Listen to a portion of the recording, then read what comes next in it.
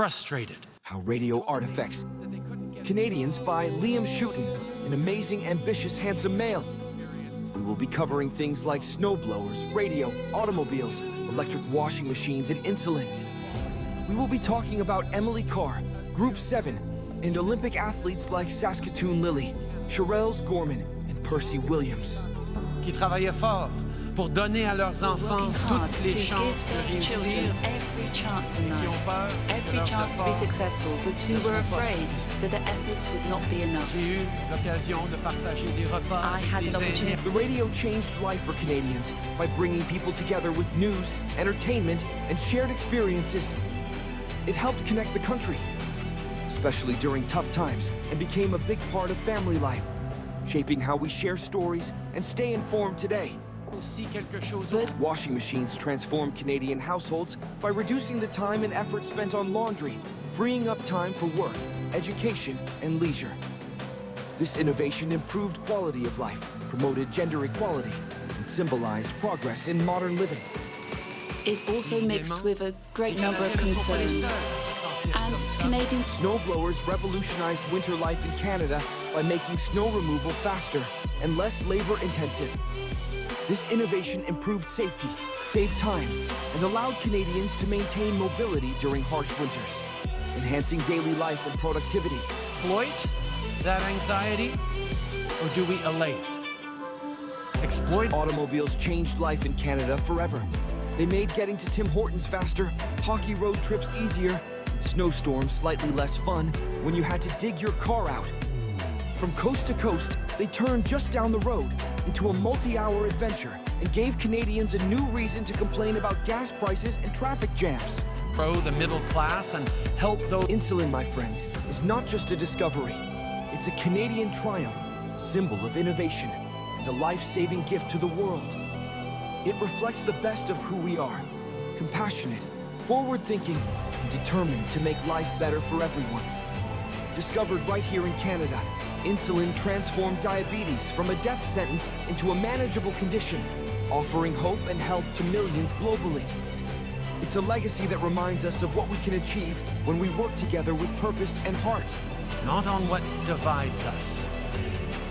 The Group of 7 was a transformative force in Canadian art, redefining how the nation's landscapes and identity were portrayed. Founded in the early 20th century, this collective of artists sought to capture the rugged beauty and spirit of Canada through bold, innovative techniques that broke from European traditions. Their work not only elevated Canadian art on the global stage, but also instilled a profound sense of pride in the unique natural and cultural heritage of the country.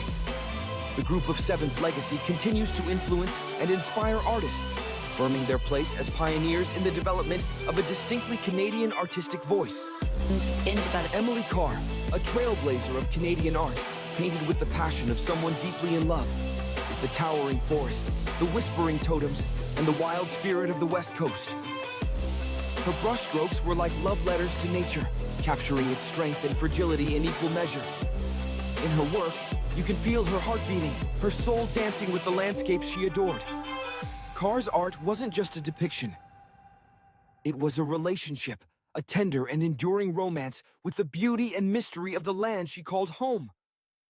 She called it art. And we've also helped our Percy Williams sprinted his way into Canadian history, and probably into his neighbors' nightmares when they had to race him to the store.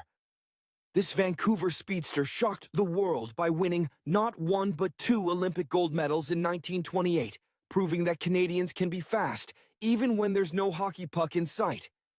Percy didn't just run, he flew, leaving his competition in the dust, and Canada cheering so loud, it probably scared a few moose. A legend with quick feet and a quicker wit, Percy Williams showed the world that Canadians are polite until it's time to race. Anxiety, to turn it into fear and blame, to reject others because they... Mr. President, fellow delegates and friends, it's an honor to be with you today. And it's wonderful to be here in the great city of New York.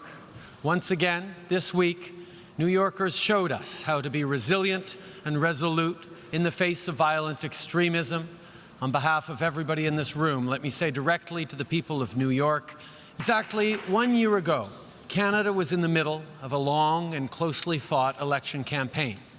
78 days on the road, and I can assure you, in Canada, there are 78 days worth of roads. It is the responsibility of a leader to spend time with the people they were elected to serve. If you want the real stories, you have to go where people live. Coffee shops and church basements, mosques and synagogues, farmers to serve. If you want the real stories, you have to go where people live. Coffee shops and church basements, mosques and synagogues,